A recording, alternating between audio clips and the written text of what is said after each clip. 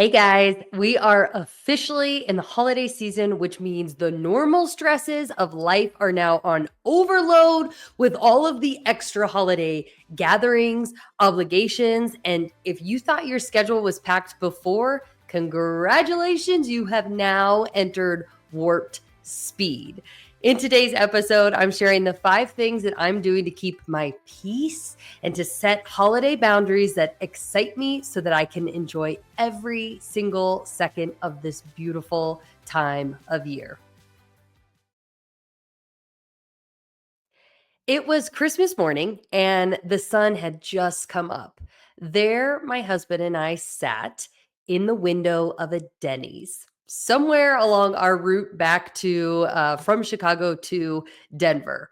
We have had Christmas mornings together, separate, and what feels like everything from a Denny's table to the comfort of our own home with kiddos overjoyed by the sight of Santa's surprises. Holidays look so different for everyone, and yet we all tend to carry a similar weight to the season, no matter how overjoyed we maybe are with our regular, normal daily activities. Holidays bring the extra, right? The extra stresses, the extra obligation, the extra crowds, the extra indulging, the extra sadness, the extra gathering, the extra spending, the extra just weight of it all. But I also believe, and I've seen it transform my own life, that the holidays can bring all the extra joy, extra gratitude, extra opportunity, extra connection, extra abundance in all of the right ways too.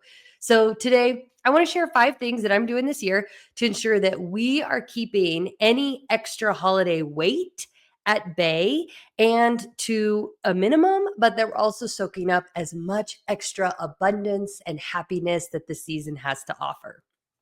First things first, I'll share a story about something that changed our entire Thanksgiving holiday just last year. So, this was a technique I had never done before. But to kind of paint a picture here of what our holidays look like, you kind of might want to just know or like keep in mind that my husband and I, we both come from divorced and remarried families, and we're still local to where most of our families live, which means literally Thanksgiving, like one Thanksgiving, we had 7 Thanksgiving in a 40-hour period. 40 or 48 hours. Sorry, it was like literally, so it was 7 Thanksgivings in a 48-hour period. And that was actually, I remember that after getting to the other side of those 2 days where that was my first tap out year. Yeah, we're not doing that anymore. And commitment almost to myself that from that day forward, our holidays were going to look a lot different. And if any of you doing the math, you're like 7, wow, that seems like an exaggeration. No, his mom, his dad, my mom, my dad, his grandma, my uncle, and then we had a Friendsgiving as well. So it was nuts. And I'm just thankful that that was a very, very long time ago. So we are no strangers to having to learn over the years just how to say no to everyone's hosted holiday. And what we did last year, it was so far beyond just saying no. And it brought so much aligned joy that I've been sharing it with others just so that they can change their holidays too. So last year, what I did is I took out a piece of paper and I drew a line down the center of it. On one side, I wrote down all of our holiday obligations, the things that I felt others were expecting of us. It included things like events we had traditionally gone to, it included events we had hosted and people were looking forward to, it included holiday party gifts, it included a day just when I looked at a day just bouncing my kids around from one house to the next. And it even included asking others to come be hosted that would have truly just been receiving the invite out of pure obligation and not because they were really, if I'm being honest, who I wanted to spend the day with. And I don't think I'm alone in that. So in the other column, I wrote down the things I wanted to wholeheartedly do for our Thanksgiving holiday. Things I had never done before, like a 5K turkey trot. I'd always wanted to do that, but we were always so busy with our obligations that we never had. Or like people who I hadn't ever shared the holiday with, like extended friends, but I wanted to be in their company. So as I sat back and I look at the two lists, the first major thing that jumped out was just how long and how heavy the list of obligations was. And it felt absolutely unnecessary that in a life that is all about choices, like how could I have so many things on my plate that I didn't even want to do? And then the list of things that I wanted to do, simply looking at that list and thinking of those things, I instantly felt lighter. And I knew I wanted a heck of a lot more of that feeling to be constant for the season. Now, I wish that I could tell you that it was as simple as everything on the obligation side we just didn't do, and everything on the I want to do side we did. But again, guys, like this is life. This is real life. Things on the obligations list, like they included, for example, like school parties. So I don't necessarily have control over that. It's hosted by the schools. The kids are excited about it, and it's important to the kids. So what I do have control over is, for instance, making sure that any contributions that we signed up for those school parties, that they didn't sneak up on me and cause unnecessary stress. So we just planned ahead to simply add some extra items to like our next shopping run instead of having to make any last minute trips or create unnecessary additional stress or anything like that. Other things on the obligations list included spending the holidays with folks who we had always spent the holidays with, and obviously just cutting cold turkey from those traditions. Well, while families can attempt to be understanding, that doesn't mean that we weren't potentially going to hurt some feelings along the way. And so we were aware of that. What we did with the list though is that after we had all of our things written in our column, we prioritized it. And we made a commitment to ourselves that we were going to do more of the things that we wanted and less of the things on the obligation side. And at the top of the list of the things that we wanted to do was that 5K turkey trot. So we signed up for that on Thanksgiving. And then we just started building the rest of the holiday, the rest of the day around that thing that we wanted to do. Yes, of course. Again, this is real life, and it was our first time doing this, that the day still consisted of some obligatory items. But as we had promised ourselves, we did, and we had more things than we wanted on the agenda than obligations. And by far, I am telling you, my friend, by far, it was one of the most joyful, happy, easy, fulfilling, most wonderful Thanksgivings I've ever had. Did we still have to navigate some of those things that we didn't feel entirely aligned to? Of course we did. But because we were in such a lighter state of just being and we were just happier, like those things that would have been, like those things that would have maybe quote unquote ruined a holiday, they just held such a smaller impact on the overall day because the joy was so big. So that's my first tip for you, and something we're doing again this year. Make your list and acknowledge, what do you feel obligated to do and what do you feel that you actually want to do. And then when you have that list, the second thing is to create options for yourself. If you're going to make more room for the things and the people that you want to be around, you've got to put your creative solutioning towards that. Like you've got to put on your creative solutioning hat. So if you want to prioritize going to grandma's, but it's going to conflict with, I don't know, watching the Macy's Day Parade at home, like ask yourself, how can you do both? Remember, and I know we've talked about this before, but the power of and I just so believe in it, and you you don't always have to choose, but our brains sure do like to convince us that we live in this either or.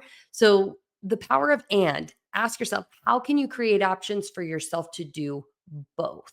That Christmas morning that we spent in Denny's, that was actually our attempt, and we did make it happen, but that was us doing both. That was us doing the and. We wanted to be at my Graham's annual Christmas Eve bash in Illinois, one tradition we had with our aunts and the cousins. But both my husband and I, we both had our mamas back home in Colorado, and we wanted to get to them to make their Christmas too. So we partied with the cousins and with Graham into the wee hours of the night. We grabbed a few hours of shut eye and then we hit the road bright and early to make that drive that would get us home for Christmas dinner with our moms. So, how can you create more options for yourself? Options rooted in the things you want, not just options so that you can get more and more stuff done. Like that's not the concept here. It's how can you create more options for yourself to be at peace and to just be able to relish in the joy of the season? Third thing that we're doing this year, we are going to continue to set boundaries and expectations because, Lordy, don't we all need a crash course in setting better boundaries on the daily? I will absolutely. I'll do a future episode all about boundaries because I actually talk about it in my webinars, and folks, the feedback that I've gotten is that's one of their favorite parts. So it's just a skill set that can unlock so much abundance in our lives. So when we're setting the right boundaries, we keep order in our life, and that helps us keep chaos at bay. Can I get a hallelujah? Yes. For now, for this episode though, like let just this maybe this space be maybe that permission that you didn't even know you needed to just hear that you absolutely should set boundaries and expectations with others.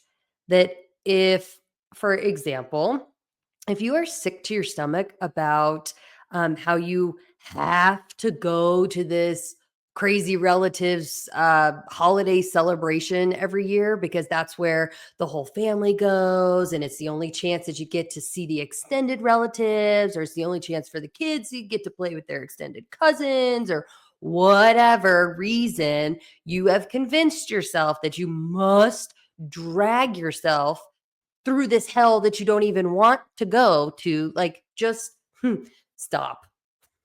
Just stop. Don't. Don't. It's not necessary. And here is why. If it's that important to see somebody and reconnect with someone that you care about, you'd make time for it outside of just the one day a year, period. And I know the skeptic listening is like, oh, Britt, you don't understand. That's the only event all year that the cousins can get together. Well, I would say that that's a darn shame. Also, I get it. It was the same for me growing up. And if everyone really wanted to see each other that badly, like, how about a separate family reunion that's not smack dab in the middle of holiday craziness? Or how about an extended, like the extended family all tries to meet up and do like a vacation together? Or why don't you maybe invite them over for dinner sometimes, like some other time? Or just there's just, again, that's part of the creative solutioning. Like put on that hat. Think about other things that you could do that doesn't that doesn't include dragging yourself through something you don't even want to. Um, if if you think about too, because this is coming through, if you feel like you have to go to this event, um, as part of maybe like the obligation, then what about maybe you're both, or your option is that you don't have to stay the whole time. Like it's okay to go for a few hours and then leave. But I also just want to remind you, like, if you decide to go that route, those few hours that you're choosing to go suck it up and participate in something you don't wholeheartedly want to do, you're potentially choosing to rob yourself and others, because you're not fully in it, of an immense amount of joy that you could be feeling, instead doing the only thing, like doing something that you actually want to do. So for us, example in my own life, like we've tried to make an appearance at another grandma's place annually for a very long time. And of course, it was partially for those same reasons. It was one of the only times that all of the families would come together. It was easy to see the great grandparents too. And we knew how much it meant to grandma. But eventually, we also started realizing that although we love her and all the family, it was just no longer where we really wanted to be. And spreading ourselves so thin for such minimal ROI on joy, it just wasn't worth it. So we went to grandma and we've communicated that, hey, during the holidays, we won't be in attendance at her place. And we love her and we look forward to seeing her. And we're so glad that she continues to do that for everybody else. We're sure that they love it. But we look forward to seeing her outside of that specific day and time. Does she still invite us every year? Yes, she sure does. Does she still request a response of, let me know if you guys are going to make it this year? We'd really love to see you. Yes. Yes, she sure does make us tell her no every year. But again, every year we lovingly just decline the invite. Do we feel guilty? No, no, not at all. And I can say that without feeling heartless because I just know that we've respectfully communicated. I know that we're honoring ourselves and our boundaries and the desires of my household. And in doing so, I get to like guilt free pursue more of the things we want to do on the holiday. And quick note too on expectations, like, and just going back, I don't know if I don't even know if I've had this example, but for some reason this one is just really coming through. So I'm going back to like that crazy relatives place that you know deep down you just don't even want to. Maybe it's maybe it's like you don't want to go, but you know your spouse really does. Because that happens too sometimes. So I think the most important in case or the most important piece of that would just be setting the expectation in advance. So maybe you guys, as a couple, you decide that you're only going to go until maybe like 10 p.m., but that no matter what, at that point in the night, because we know it's always right, like someone's always going to want one more conversation, one more drink, one more game, one more whatever. You commit that, hey, 10 p.m. is going to be our close. And you make sure that you've communicated that with the host days ahead of time that excuse me, for instance, the word track, maybe it's like, hey, we're going to be coming this year, but we're going to head out at 10 p.m. this year instead of the usual midnight. And I just wanted to give you a heads up. And notice that word track, it did not include a why, right? It didn't include a why. And if asked why, it's simply, we're just cutting it off at 10. No additional explanation is required. You don't owe that to anybody. And even better, now that the expectation has been set, that's actually going to help you leave and stick to your guns and leave at 10 p.m. because you know that's what you really want, instead of like getting caught up in any guilt that may be coming your way or anything like that. So this, I guess, number 3 would come down to the 3 things would be it'd be communication, boundaries, and expectations. Super essential in creating more joy for your holidays. All right, my 4th tip, and thank gosh this is something we've been doing for a long time. It is to plan ahead as much as you possibly can. Now, I love certain members of my family who have this particular trait I'm about to mention, but it drives me nuts. They like to wait until the last minute to decide if they're having an event, last minute to decide what everyone needs to bring, last minute to decide if we are or are not doing gifts, it's just the last minute characters, right? And I see it every year create so much stress and panic and heartache for themselves. And it just blows my mind that they continue to do it every single year. Getting off my soapbox though, because like I said, they do things differently and that's okay. I also understand that sometimes life just requires us to do certain things last minute. But, but anything my husband and I can do ahead of time, we plan for. And here's what I mean. So, for instance, the first week of October, we sat down and we had a discussion about the last 12 weeks of the year. They tend to be the craziest. And if there were any major decisions or flights or events or anything like that, we use that time, what we refer to as our power hour, just to go over the calendar together. We just had another discussion the first week of November about the next 8 weeks because it is just a crazy time of the year. So we completed the obligations versus wants exercise for November, and then we started putting plans into motion. We also worked backwards into a deadline list of when things need to get done. So, example, we took a week. We said from this date, I think it was like from the 1st to the 10th, so a little over a week. We started a shared note on our phones. And over the course of that week in November, the goal was just as things came up to write down all of the gift ideas for the kiddos for Christmas. Then we had a date where we're going to actually decide on what we'll be purchasing and what items we'll be sharing with other family members who will eventually be asking for lists as well.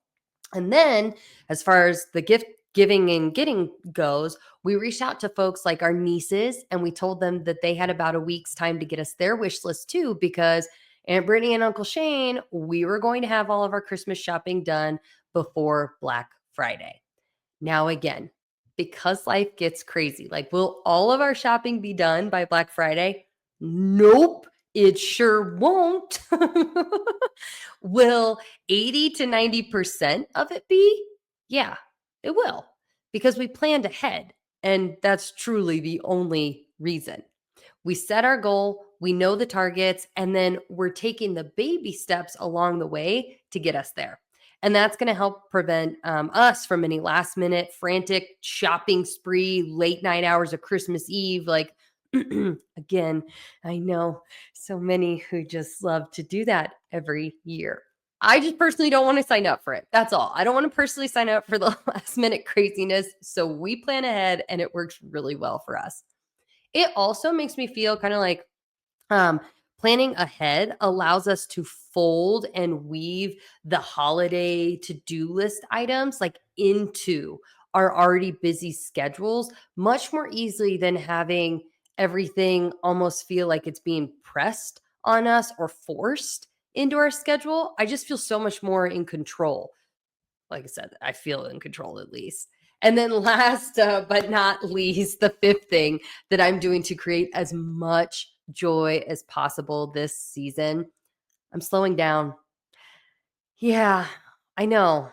What does that even mean, right? Because you darn well know that no, I'm not slowing down in my work. No, I'm not slowing down from getting the kids from all of their extracurricular activities or even ensuring that this family can get to all of the fun holiday extra events around town. Like, for gosh sakes, literally, guys, as this episode is actually dropping, we are in New York Times Square right now talking for the book release. So, like, life is in hyper speed right now in all of the right ways. So when I say slowing down, what I mean are things like we did this when we had first snowfall. So I woke the kids up about 15 minutes early and we went and we played out in the snow before they had to get ready for their school day.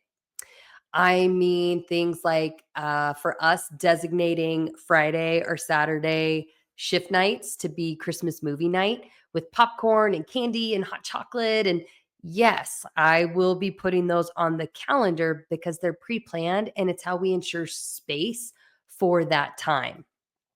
I also am referring to, for instance, like just looking at the holiday events around town, how fun is it? I mean, we live in a great community where they're doing tree lightings, and I know that there's not too many.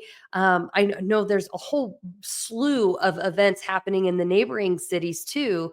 That so what we do is we look at which events we actually want to go to, and then block off hours before the event in our calendar to make sure that we actually have enough time to just enjoy the process of getting ready to go to the event. Things like we have time to make sure that everybody is dressed warmly, to prepare some hot beverages and snacks to come with us. We have time to dance to holiday tunes while everybody's getting ready. Because, and we've learned this the hard way, right? Like we've experienced the opposite of this too, where we have absolutely been the family in the past literally screaming at the kids to get your jackets on so we can go have fun. Dang it. Like, I mean, because we're late for an event, everyone's just miserable. Nobody wants to go at all at that point. Like, that's not fun. So we've learned to completely flip the script on that by simply just creating extra time. We've learned a few things and we've been willing to learn and grow and set ourselves up for success. And that's how we've found ways just to help our family slow down so that we can be more present in all of it. One of my favorite memories, it was just a couple years back. We took the kids to Zoo Lights. The zoo that we were going to, though, traffic getting there, it was going to be awful unless we left way early. But then the ticket times that we had, they were actually really late for my two littles at the time. Well, we decided, so we took lots of blankets and we took the iPad and a card game and hot chocolate and a lantern. We had our friends meet us in the parking lot hours ahead of our ticket times, and we all sat in the back of the truck bed and we watched The Grinch with our littles while we all sipped on hot chocolate and then played a card game. And by the time that we were actually able to go into the zoo, the kids were begging us to just stay in the truck bed and watch another movie because they were having so much fun. And also, they didn't quite understand the whole zoo lights thing, but like just taking the time to slow down. So, when we're intentional about slowing down, we just get to be so much more present. So I'm slowing down in ways that allow me not to be so dang rushed and to just like be with these kids and with my husband and with my family and my friends during this magical time of year. Another way that we slow down, because this is coming through too, as Christmas lights start showing up, I know that we'll start taking the long way home just so that we can ooh and ah and get lost in it all with the kids and the lights. It's a joyous time of year if we're intentional about making it that way. So, my hope for you is that these 5 unjuggle tips help you create more joy this season for you too. As always, like let's do the unjuggle summary here. So, holiday season is crazy, right? Like we all know that, no debating it. It's often filled with all of the extras that tend to feel really heavy. So, 5 ways that you are going to make this your best holiday season ever. First thing, you're going to make your obligations versus your wants list. Second, you're going to prioritize that list and you're going to start creating some options for yourself that have you doing a lot more of what you want and a lot less of the obligations. And then, third, once you decide which obligations you'll be dropping or modifying, you'll communicate solid boundaries and expectations in order to help protect your peace and keep your intentional joy plan in motion. Fourth, you are going to plan ahead as much as you can. Everything from Thanksgiving food purchasing or baking or Christmas shopping to scheduling buffer time between events so that you can really lean into our number 5 tip, which is just slowing down so that you can actually be so present and soak it all up. This is going to be a fun year. I know it. And I'm so excited for you and the ways that you are about ready to make your holidays extra joyful. As always, if you found this episode helpful, please leave a review. I would love to know your biggest takeaway. And if you're feeling like you'd love to do all these things, but you just don't really know where to start, please, I'll go ahead and I'll include an inquiry form. It'll take you less than a minute to fill it out in the show notes. And let's just book a call together. I'm happy to help. And then last but not least, if you recognize that now is the time more than ever to manage your time in a way that creates more freedom, I've got a resource out there. Just check out the show notes description for the free downloadable top 10 tips for time freedom guide that I use as my secret weapon, my secret time management weapon. I literally use it daily. It's been a game changer just in helping make sure that I have time to actually do all the things that I want to do. So, all righty, guys. 'Tis the season. We're in it together.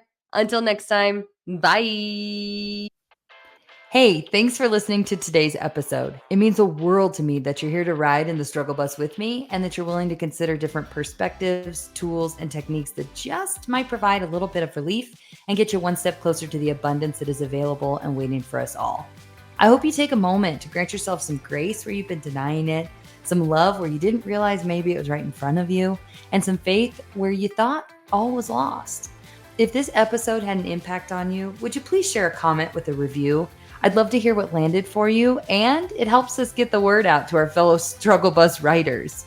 So please review what was impactful for you. Just know these episodes are a pure labor of love in a space where I'm growing alongside you.